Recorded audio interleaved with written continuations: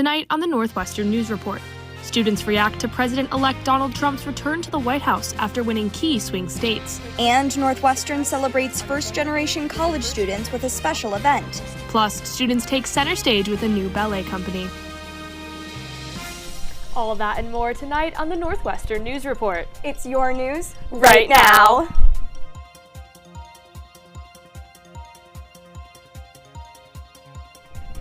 Good evening and welcome to the Northwestern News Report. I'm Victoria Ryan. And I'm Sabrina Carson. Tension swelled on campus after the divisive presidential election last Tuesday. Some channeled their feelings through a classic Northwestern tradition, painting the rock. Students woke up Saturday morning to find the rock with a brand new red paint job with pro-Trump messaging. Later that morning, first-year Jacob Benitez took matters into his own hands. Angered by what he saw, he immediately decided to begin his 24-hour campout at the rock. He put up a sign inviting others to join him in repainting the rock, and it worked. 2 women donated 8 buckets of paint to Benitez's cause, and a group of 10 or so students showed up the next morning, ranging from first years to seniors. The repainters wrote "Cats Against Hate" on the rock, now painted all white. On the ledge in front of the rock, they painted a quote Kamala Harris included in her concession speech: "Only when it's dark enough can you see the stars." As far as the actual message behind it, I've got to say this one's probably a lot more unifying and less divisive. Then last night, NU college Republicans painted it back. NUCR camped out for the 24 hours and started to paint just past 9 p.m. Shortly after, a crowd gathered around the rock, trying to stop NUCR from putting their MAGA message up, arguing that it was hateful and did not represent students' beliefs. The crowd and college Republicans then came to an agreement, deciding to instead paint the rock with the message "NUCR for Unity." But when a bystander used NUCR's paint to cover the organization's name, it was replaced with MAGA. College Republicans President Janine Yuang told NNN that the plan was always to paint MAGA on the rock, even after the agreement to NUCR for Unity was reached. We're here to protect the free speech of Republicans and conservatives, and we thought the best way to do that would be to put MAGA, to spur conversation. That's exactly what, Northwestern should stand for. No one knows who originally painted the rock red. Both college Republicans and college Democrats told NNN that they were interested in having an official debate later this year. And painting the rock is just one way people on campus express their feelings about the election. NNN's Kendall Wright spoke to Northwestern students and professors about their reactions to the results. Former President Donald Trump found himself on a road back to the White House last week after winning the 2024 election against Vice President Kamala Harris. With Trump now president-elect, the Northwestern community described their reactions to the election's results. A collective sadness, being a Black woman and also being a college student. I still am very disappointed in the decision that our country has made. He was a bit surprised by how decisive that victory was, both in the popular vote and the Electoral College. Not only did Trump win the race to 270, but he swept all 7 battleground states, which stretch from the Rust Belt to the American Southwest. With Kamala Harris's defeat, some wonder what might have went wrong for the Harris campaign. Maybe not breaking as much with Joe Biden and the Biden administration may have been her mistake, just given how much dissatisfaction voters were feeling with the economy, with a lot of the conflict abroad in Ukraine, the Middle East. Some students felt there were some other factors at play. I think racism and sexism definitely played a role in this election result, for sure. Medill professor Peter Slevin, who spent Election Day speaking with voters in Wisconsin, said one man expressed a sentiment that might back up that claim. I spoke with a man who had just voted for Trump, and he said, look, women aren't qualified to be president. If you have a problem, you don't call a woman, you call a man. Slevin, along with students, shared their concerns around a second Trump presidency. I worry about his policies on climate. I worry about his disinterest in alliances, including the NATO alliance. I worry that he will pull the plug on Ukraine. And when he says he will deport millions of people living in this country, I wonder how on earth that's going to happen and what it will mean to the economy, an economy that depends on undocumented workers in so many different sectors. Trump is going to manage to break down more of our systems of democracy so that he has less checks to his power. And turn our government into an authoritarian system. President-elect Donald Trump is set to take office January 20th, where he will serve his second term. In Evanston, I'm Kendall Wright, Northwestern News Network. Thanks, Kendall. On to some local political news. After weeks of controversy, District 65 has decided to keep 7th and 8th graders at Bessie roads open through the end of the school year. The district initially proposed moving the grades elsewhere due to a shortage of licensed educators for core subjects. Superintendent Angel Turner announced Friday that central office department heads will step in to teach these classes for the rest of the school year. This comes as the Bessie Road School is set to close after the 2025 to 2026 school year, as voted on by the school board back in June, despite protests from families and parents in the district. For now, the district will continue to assess staffing and student enrollment throughout the year and will communicate any changes in advance. We will continue to provide updates. Coming up, students and parents share their Wildcat pride under the stars during Family Weekend.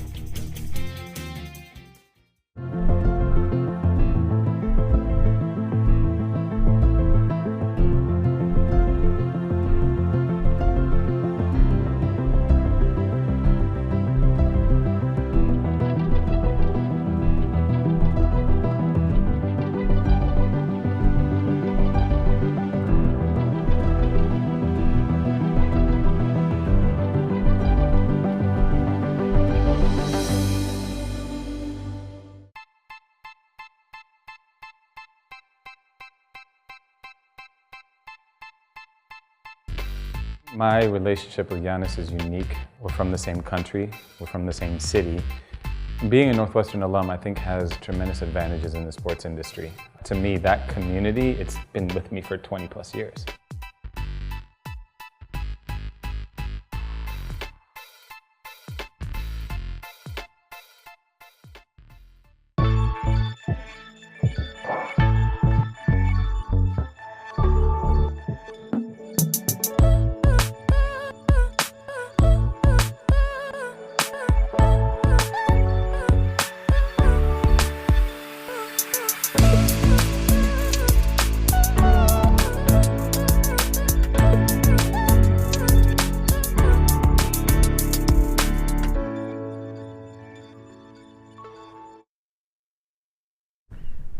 Welcome back. Northwestern University's Dearborn Observatory celebrated Family Weekend with a special stargazing event, offering students and their families a chance to bond under the night sky and explore the cosmos.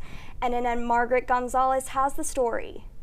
This past weekend, Northwestern students welcomed their families to campus for Family Weekend. The event offered students and their loved ones a chance to reconnect and maybe learn something along the way. One of the standout events this past weekend was at Northwestern Dearborn Observatory, where families were invited to share a special stargazing experience together. This unique opportunity allowed students and their families to explore the cosmos side by side, creating an unforgettable moment under the night sky. It's such a meaningful experience for students to be able to have that with their parents, you know. Universities are such great ways to disseminate this information, and I think everyone can be a lifelong learner. You know, it doesn't stop when you become a parent. When speaking with parents of one first-year Weinberg student, they shared how the observatory event brought back fond memories. And I remember when the kids were little and we were all like just pointing at the different projections and different stars and galaxies and constellations, and they would fight over who would like say the answer out loud first, right? With such a beautiful night, families not only had the opportunity to gain information from the tour guides, but also use the Dearborn telescope to see the night sky. You don't have to know anything about physics. You don't have to know anything about astronomy to come here, learn something, and really have that appreciation of the universe. In Northwestern campus, Margaret Gonzalez, Northwestern News Network. If you missed out on this opportunity, you can still enjoy stargazing at the Dearborn Observatory every Friday night. Tours run from 8 to 9 p.m. with a reservation and from 9 to 10 p.m. for walk-ins. There was more to celebrate this weekend. November 8th was National First Generation College Students Day. NNN's Marcela Cano has more on how student enrichment services celebrated right here on campus. Coming from diverse backgrounds, students came together to celebrate a shared experience. Because I'm first gen, I have like all these opportunities. Like this event also, it's like really nice to meet other first gen or like low income people. Student Enrichment Services surprised students on November 8th with a first generation pop-up event where students grabbed merch and goodies. It also served as a reminder that it's like seen as not a bad thing. It's just who you are. It's like a part of like your experience here at Northwestern. 14.6% of the class of 2027 are first generation students. That number rose to 16% for the class of 2028. My parents came here for a better life for me and my brother. So to me, it's honoring the choice that they made and going through with, my decision of going to college and actually getting my degree. First generation students like Valeria Sanchez navigate limited support and unexpected obstacles while working towards their degree. My dad lost his job and I appealed for more money, but they're like, yeah, no. And it's tough in that sense because it's like, yeah, they do give you support, but then that support feels a little bit conditional at the same time. And for many, this experience brings a sense of resilience even as they struggle to bridge the gap between their own resources and those of their peers. Make sure that you're not trying to compare yourself to people who have had, oh God, so many more resources than you can even dream of. As these students celebrate, events like this remind them of the power in their stories, a community built on resilience and determination, honoring roots while building a future. Marcela Cano, Northwestern News Network. Marcela joins us now in studio. Marcela, what are some challenges that first-generation students tend to face? It's really a case-by-case basis, but financial needs are often a major challenge as many first-gen students come from lower income backgrounds and might struggle to afford tuition, housing, and textbooks. Academically, they may enter college at a disadvantage, lacking the preparation or resources that some of their peers have, which can make coursework and time management difficult. Also, many first-gen students experience imposter syndrome, feeling like they don't truly belong or that they're less capable than their peers. Yeah, and what resources are available on campus for first-generation students? A big one is Student Enrichment Services, who hosted the first generation pop-up event. They work specifically with students who are first generation, lower income, and or undocumented. They host events throughout the year with campus partners, offer academic and financial support, and they have their own space in Plex House 6 where students can pop in to hang out and or if they need any support. Amazing. Thanks, Marcela. It's time for Under the Microscope, where we give you the latest on Northwestern science and tech news. Researchers at Northwestern Medicine identified a strand of RNA that may be linked to genetic disorders. Along with a team from MIT and Harvard, scientists found that this strand is linked to CHD2 protein production. This protein is a so-called Goldilocks gene, meaning that too little or too much of it in the body is not good. A deficit of CHD2 is linked to epilepsy and autism, while too much can lead to neurodevelopmental disorders. NU scientists say this discovery unlocks new methods for treating these disorders. And a Northwestern-led team of engineers have created a wearable skin-like device. It mimics the properties of skin and allows researchers to study complex sensations when developing prosthetics. The device is made of 19 small magnetic sensors that read different feelings, like vibration, pressure, and twisting. Using Bluetooth technology, users can read the data from their smartphone. This data can be used in a variety of ways, from gaming and virtual reality to storing energy with sensory interactions. And Northwestern scientists have made a breakthrough in the treatment of Huntington's disease. This incurable disease is caused by a genetic mutation that leads to proteins to clump together in the brain. Researchers at NU created the first polymer-based treatment to prevent proteins from binding. In a preliminary experiment, mice that were given the treatment experienced no severe side effects. While there is still no cure, scientists hope this treatment will help delay disease onset or reduce symptoms. That's all we have for Under the Microscope. But after the break, let them eat cake. The history department shares a slice of their winter course offerings.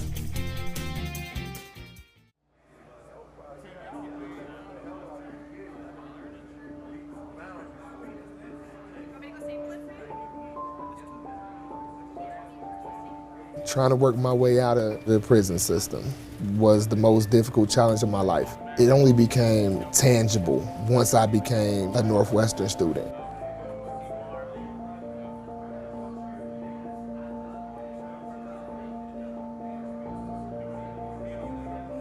One, two, three, four.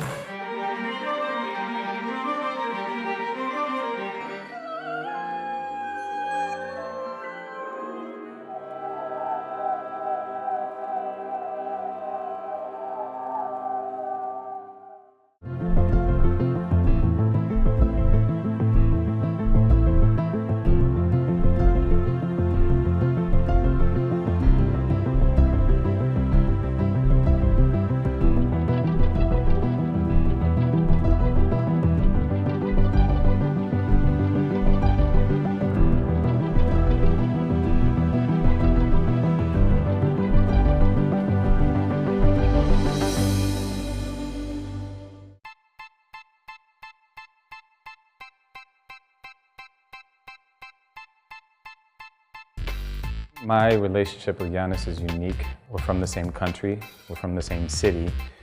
Being a Northwestern alum, I think, has tremendous advantages in the sports industry. To me, that community, it's been with me for 20 plus years.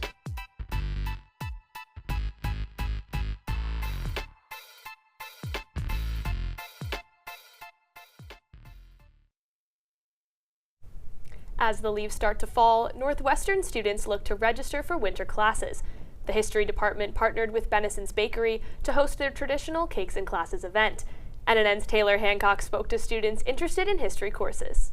Students and professors gathered at Harris Hall Monday to get a slice of winter history courses. Medill Jr. Lily Ogburn says it's an event she looks forward to every quarter.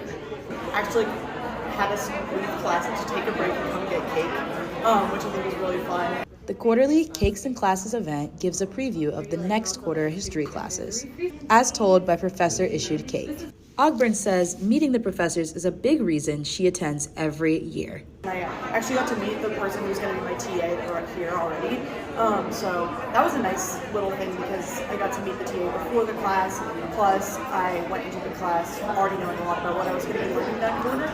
After declaring her major earlier this month, first-year Sophia Chang says she is considering both cake and syllabus this registration cycle. I really liked the cake for American environmental history. I thought it was super cool, and also a global history of prisons and camps. I talked to the professor for a while on that one, so they were both really cool, and the cakes were really delicious. Yeah. And first-year Gabby Bernstein checked out classes online beforehand, but says the cakes made a difference. I think I would have been able to figure out which class I wanted to take without the event, but it kind of makes it more fun and for cake. Sporting an image of a witch trial, this cake belonged to Professor Haley Bowen, who will be teaching witchcraft in the early modern Atlantic world next quarter. Professor Bowen had one of the many cakes that was gone by the end of the event. One of the joys for me as a faculty is seeing how many wonderful course offerings we have, how many talented professors we have, and this event is really an opportunity to celebrate what the history department has to offer, which is really special, I think. Joseph Suchala, a current student of Bowen's, says these events make the department unique. And I can't speak for a lot of other departments and stuff, but I like being a history major. I like kind of the community that it brings. From Harris Hall, Taylor Hancock, Northwestern News Network. Thanks, Taylor. Check out the History Department's website to see additional course offerings. While you're planning your winter class schedule, you should also plan for the weather ahead. NNN's Gabriela Amberher-Medalliou is here in the studio with this week's forecast. Gabriela, prepping for winter quarter already has me stressed out, and I'm wondering if the weather's about to add to that. What should we expect this week? Well, I can't make any promises for winter quarter, but I can tell you a little bit more about what this weekend is going to look like. Right now, we're looking at a high pressure system in the northeast of Evanston, and because of this high pressure system, we're looking at windy conditions into the night. However, it is currently bringing us clear and dry skies to look forward to. Currently, we have clear skies, and winds will pick up later tonight to 18 miles per hour. We're looking at a high of 49 and a low of 44, and temperatures will drop by the hour from the upper 40s to the lower 40s as we head into Wednesday morning. For tonight, our precipitation is looking clear, and we are expecting no precipitation for the rest of the night.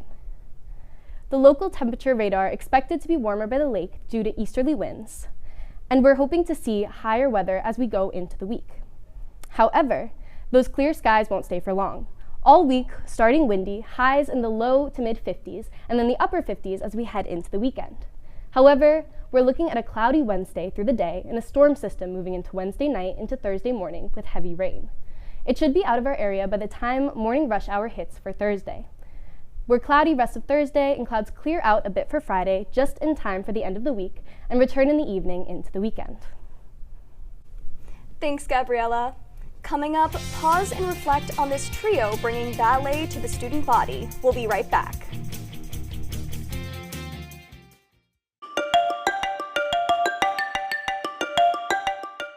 I'm Kelly McEvers, founding host of the NPR podcast Embedded. I'm James Edwards, host of the Unresolved podcast from Frontline. I'm Antonia Cereijido, former senior producer of Anything for Selena podcast and current executive producer at Elias Studios.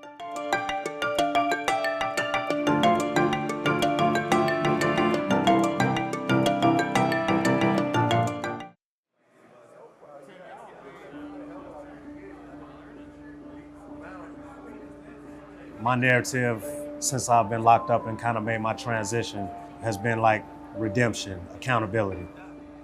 When I come into the classroom environment, every individual that sits amongst me takes education seriously.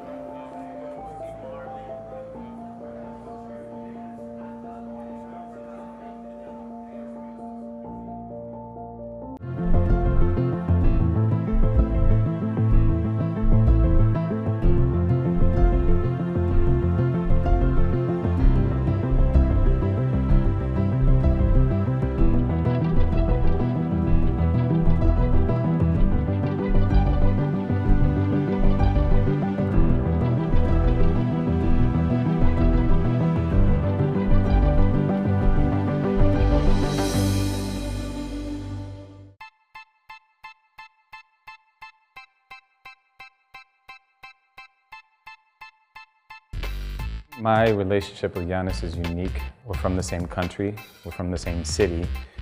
Being a Northwestern alum, I think, has tremendous advantages in the sports industry. To me, that community, it's been with me for 20 plus years.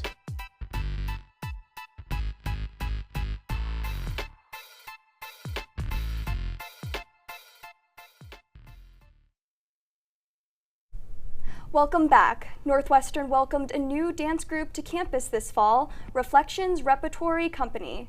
NNN's Gabriel Bernick sat down with the founders to discuss its origins. Students Itong Zong, Morgan Dreyer, and Mila Branson have been performing ballet since they were kids. Wishing to pursue their passion at a higher level, they founded the Reflections Repertory Company. Reflections is a student dance organization here at Northwestern that focuses mostly on ballet. We are an audition-based group featuring a performance company, and then we also have general members that partake in our open classes. We wanted to bring together all these individuals who maybe felt like they didn't already have a place in the dance community here, and then just create an environment where they could all come together and dance. Zong is the artistic director of Reflections. She leads open classes and rehearsals. I feel like I just become my old ballet teachers that I had in high school. It's just like, if I see something that could be improved, then I have the ability to help someone try and improve it.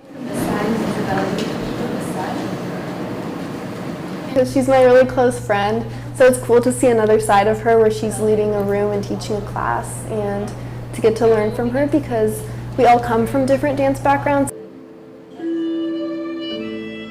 Reflections will make their debut with a winter show titled Sparks Fly, beginning on Valentine's Day. They will perform in a second showcase in the spring. We've already finished one piece and 2 rehearsals, and it's just really exciting to see how excited everyone else is about it and see the fruition of everything we've been working towards. Practicing steps while staying on point. Gabriel Bernick, Northwestern News Network. Thanks, Gabriel. For more information, visit their Instagram page at ReflectionsNU. So, have you ever taken any dance classes? Yes, I actually danced from ages 2 to 18. How oh about my you? gosh! I used to take them, but I think I stopped around 12 or 13. What did you use to dance? I did a lot of different styles, and speaking of a lot of different styles, I'm excited for Refusion Shaka this weekend. Will you be going? Ooh, it will definitely be so much fun. What about you? Yeah, I think I'm gonna head out to one of the shows, yeah. That's amazing! That's all the time we have for tonight. I'm Victoria Ryan. And I'm Sabrina Carson. Have a great night.